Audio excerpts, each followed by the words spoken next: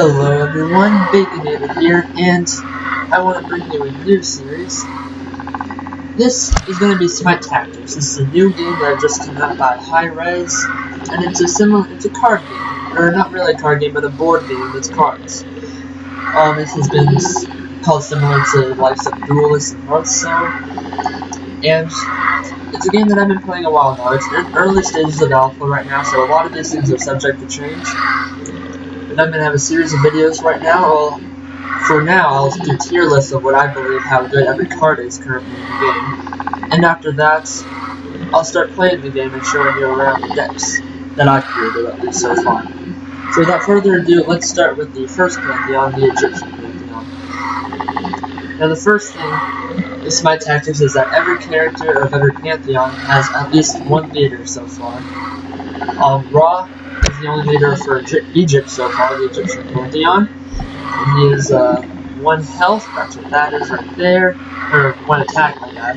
1 attack, 18 health. And he's the leader that you always have in the deck. He always starts out on the field. You have to play all your minions adjacent to him. And he is a range, so that means you can attack from afar. He doesn't have to be right next to the opponent. His ability is you spend 2 mana. You will see mana once you get into the games. Spend 2 mana to restore 1 health to all friendlies in the target area. Now the target area is a 2x2 square. You can place it wherever. So overall, I think currently he is the weakest leader of them all. Or not the weakest leader, but the second to weakest leader. The weakest leader out of all the Pantheons. Because the heal is not that good, and also as you'll see from his cards I believe are the weakest currently in the game. So let's continue. First card that Ra has is Dying Wish. This is a 1 mana spell, and as you can see from the top right of the card, that is like how much it costs to craft, like its rarity. So black would be common, blue would be rare, purple/pink, whatever it is epic, and it's a yellow, I believe, for legendary, the best cards. It's similar, if you've played Hearthstone, you would understand the type of system it has, and each one you either can disenchant, which get dust more, or you can craft it for more, depending on the rarity. So let's continue. Dying Wish, 1 mana spell. What it does is kill a friendly god or minion, and you draw cards equal to its attack. Now, personally, I do not think this is a very good card. I think cards where you have to kill your own minions off is just not very good. You don't want to deal with your own minions. You want them to deal with your own minions. So, even though you are getting some card draw out of it, especially if it was like a, say, 1 health minion with 3 attack, you draw 3 cards and you get rid of it, I still don't think it's that good, because right now in Smite Tactics you only have 20 cards in your deck, so you're going to be able to draw all those things eventually. I mean, it's not huge decks or anything like that. And also, you want them to deal with it. You don't want to kill off your own minions, in my opinion. And you'll see a few cards like this in the Egyptian Pantheon, and this is why I don't think, this is one of the reasons I think it's on a very good class right now. Even for a control deck, I think this card is just very bad. Celestial Armor, this is a 2 mana spell. Ra has a lot of spells in his Pantheon. Your leader cannot drop below 1 health until the start of your next turn. This card is a rare, as you can, or epic, because you can see from the purple-pink class, and what this does is your leader cannot, oh, I already said that, excuse me. But what this is also a card that I just don't think is very good. It is very situational. You literally will have to be on the cusp of death for this card to ever be useful, and even then, how are you going to heal yourself back up to where it actually matters? You would just want another card to put in front of you. You don't want to waste one of your very slim card slots on this card, I don't think. So that's why I don't think it's a very good card, especially considering it's on an epic. Also makes it work as harder to obtain. Let's continue. Emperor's Health. This is another 2 mana spell. Give your leader +4 health. This is a common card. As you can see, everyone starts with this, and thing next to it, you can't craft it or disenchant it. Give your leader +4 health. This is just not a good card either. Lots of people have been running it, I've seen, in raw decks, but it's just not good. Sure, you're getting 4 health from it, but it's 2 mana to do virtually nothing. If you skip your turn, like your turn 2 playing this, then then they're just going to play a minion that will eventually negate the health you just gained from it. It's just not going to be useful. So, again, not a very good card. Magnus Slam, 2 mana common, deal 3 damage to an enemy god or minion, and one thing I forgot to mention is that you can put a maximum of 2 of the same card in each deck, so keep that in mind. Magnus Slam, this is a good card. This is the first good card, I think, that are in raw decks. It's not that great, but it's good. So there is another card that we'll get to once we get to the neutral cards, which is Sunder, which is 1 mana and deal 2 damage to an enemy god or minion. And this is just basically just a strict 1 mana up, do 1 more damage. So in a way, it's not that great, but what's good about this, unique about this, that Raw's the only one that can deal 3 damage this way. The only other Pantheons only have a way to deal 2 damage with Sunder or some other spells. This is deal 3 damage, which is good because now you can remove 3 damage or even 4 damage with the Raw ranged ability, with the Raw just ranged attack. So this allows you to do that extra damage that with other Pantheons you might not be able to do. So that, I think this is a good card. You can definitely add it to your decks. The spell is Sacrifice. 2 mana, send a friendly god to the grave and deal damage equal to its health to a random enemy god or minion. Again, not that good. You're killing your own minion off. And yeah, you're dealing damage to a random enemy, but again, equal to its health. So you can't just kill something off and then go down to 1 health and then use Sacrifice. I mean, you're using your health to kill these gods, so that's just not good. That means the minion can easily survive the next turn if you don't use Sacrifice. So again, it's a terrible card with how it stands right now. Do not play this card. Here's our first Egyptian Pantheon minion, or god, Sobek. This is a basic card. Everyone starts with Sobek. 2 mana, 1/3, so stats are not great. His ability, he charges forward and throws an enemy up to 3 tiles behind them and deals 1 damage to them. A lot of people I've seen have thought this card is not very good, but I disagree. I think this is a very good card. First reason, it's a 2-drop. 2-drops are very, very low right now in this game currently. So just being able to have a 2-drop in your starting hand is very good, and this fills the slot perfectly. Now, his ability, basically what this is a way to limit the range gap. So say someone has a very strong range god and you only have melee gods, instead of that range god being able to pick you off from afar, you can use Sobek's ability, deal 1 damage to it for free, and then you can have your melee guys attack a ranged guy that you wouldn't be able to kill off without it. So I think this ability is very underrated, and Sobek is also a very underrated god and a good pick for your deck. Appeasement. 3 mana epic, kill a friendly god or minion again, and reduce the cost of your cards in your hand by 2. This is the only one where I think it would be worth playing. I still don't think it's that good, but it's worth playing. Because you can also kill a token. And as you'll see later when we get to Bastet, you can easily get a token to use Appeasement on. And then you're giving up a 1/1 token, and you're decreasing all the cost of your cards by 2. It doesn't matter what you kill off, you're just reducing the cost of your cards anyway. So this card is actually pretty good. I still do not run it myself. I do not think it's that great. Also, it is very expensive. But I can definitely see why people would run this card, and it's definitely a card that you can consider running like a control deck of sorts. Next, here's what I was getting to. Bastet, 3 mana, 2/3, so the stats are not that great, but the ability is what makes Bastet really shine. Spawn 3 1/1 cats with charge. So what charge does, as you can see here, can move and attack the turn it is spawned. So basically, you can't use this ability right when you summon her, but as you can make her survive next turn, which all depends on your positioning, then you get to spawn 3 1/1 cats, which is basically 3 damage worth for free.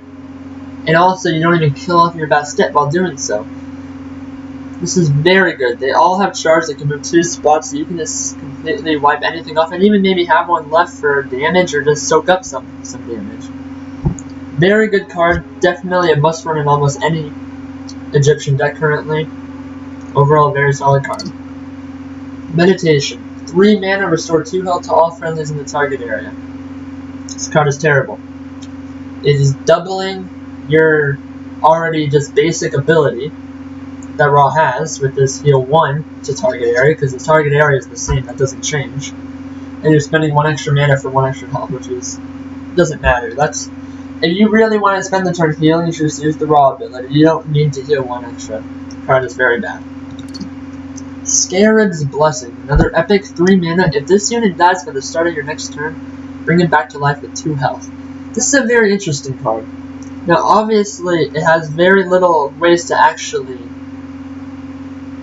stop someone from dying and bringing it back to life. The only card that comes to mind is Last Breath, which we will get to later in the Egyptian Pantheon. But really what this can do, this forces a god to survive.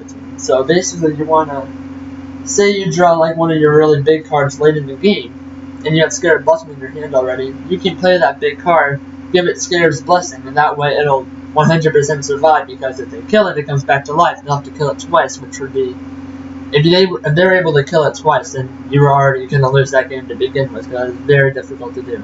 So this card is alright. I'm not playing it currently. I don't think it's that good, but it's definitely good enough that I can definitely see some people using it. Next we have War, 3 mana, draw 2 cards.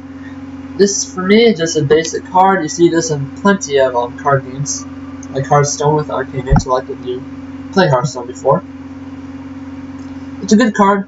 I wouldn't run 2 of them right now, because unless you're playing a very hard control deck. But right now there's not enough cards in the game to really make that. I think one of these is very good, just so you have some way of getting through your deck easier, but it's an alright card, nothing special, nothing spectacular either. But it's an alright card that I could definitely see you can at least win 1 of them. There's another god in the Egyptian Pantheon, and 4 mana, 3/3.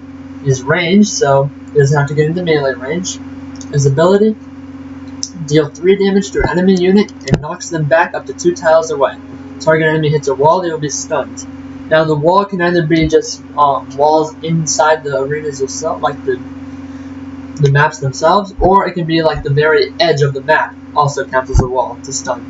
Stun is very powerful if you're able to pull it off, because then there is no return damage from attacking, and they're not able to attack themselves, they're not able to move at all, so stun is very powerful.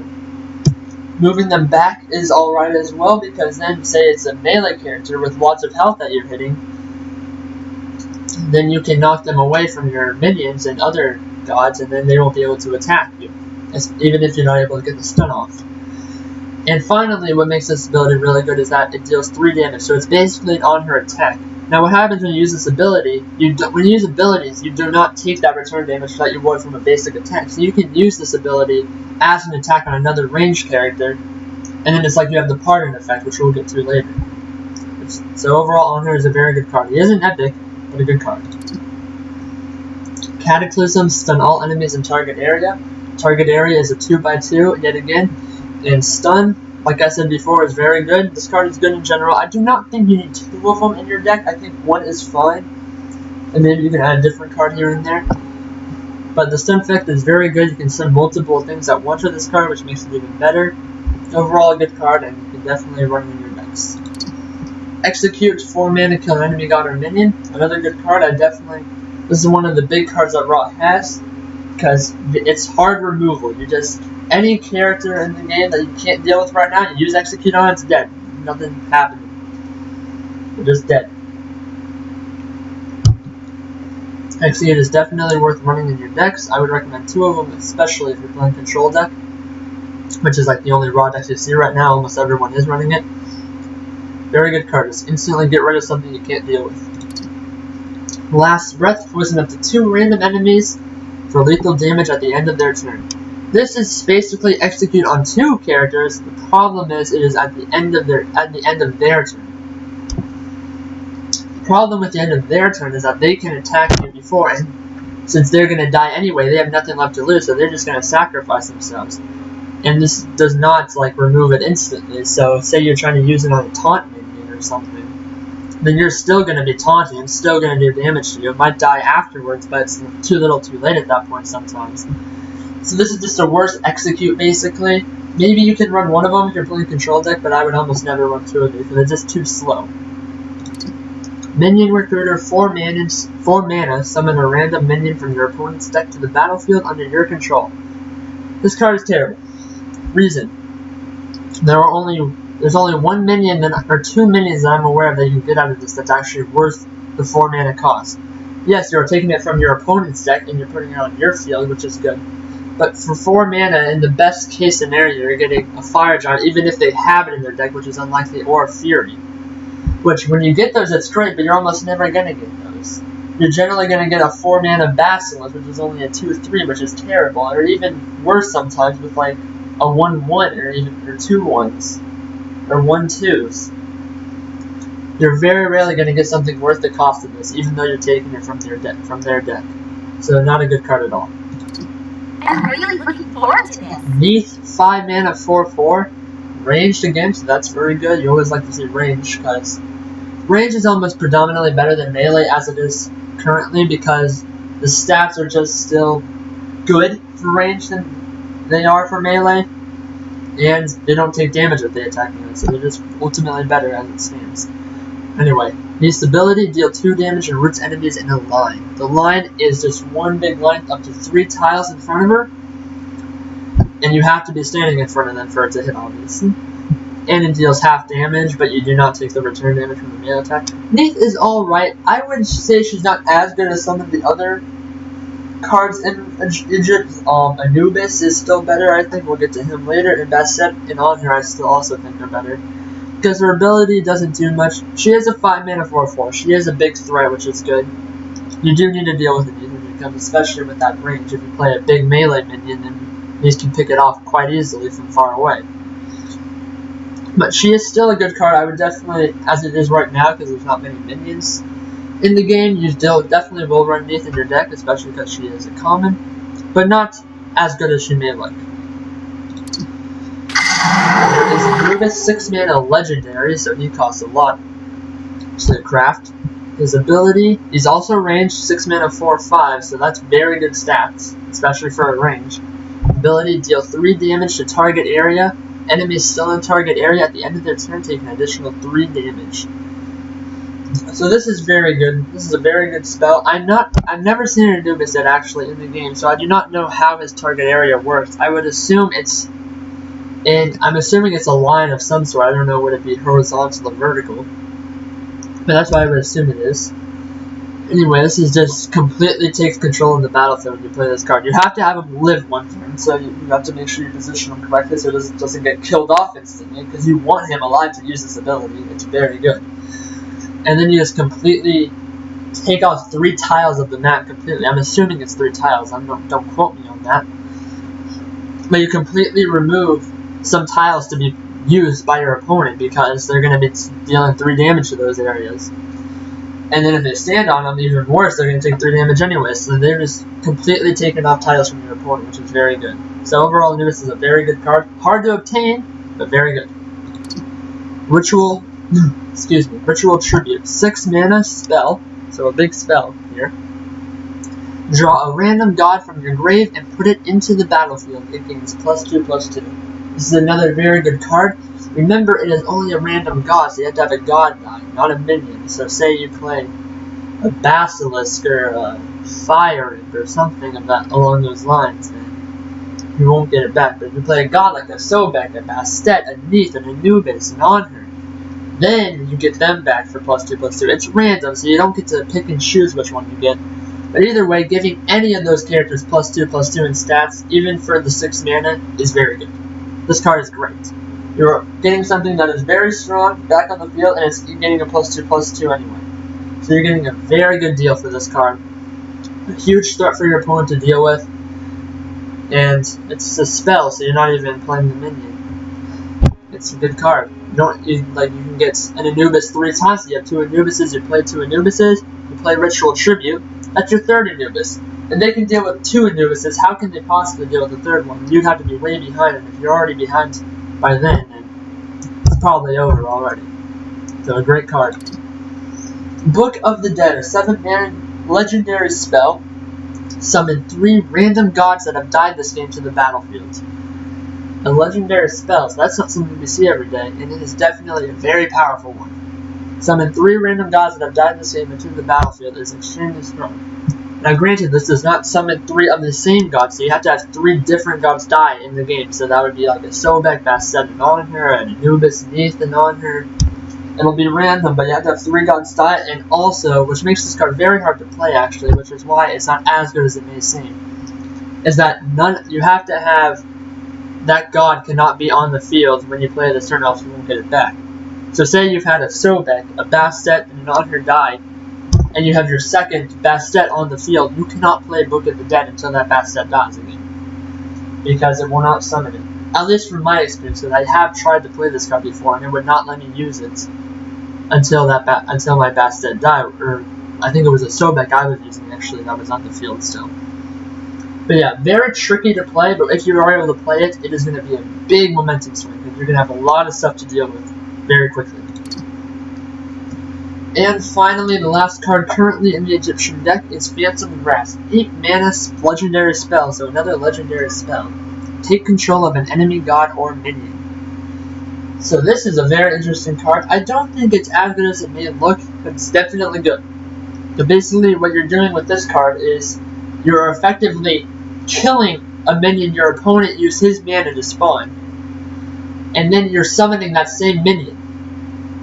So, this is good. You're basically using an execute and summoning a minion on the same turn, and now your opponent has to deal with it. So you're making your opponent waste mana from summoning that big minion, and then you're killing it and taking it at the same time.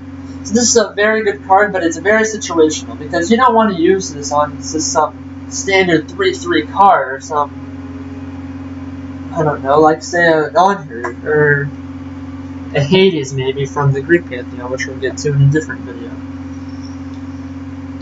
This is a good card, but it's you don't want to waste it. It's something that you have to use very sparingly, because you don't want to use this on something bad, and if you are very far behind, you'd be forced to use this on something bad, which would just be terrible for you, because at that point, you just wasted your most effective card to remove something very simple because you're too far behind and you have no choice.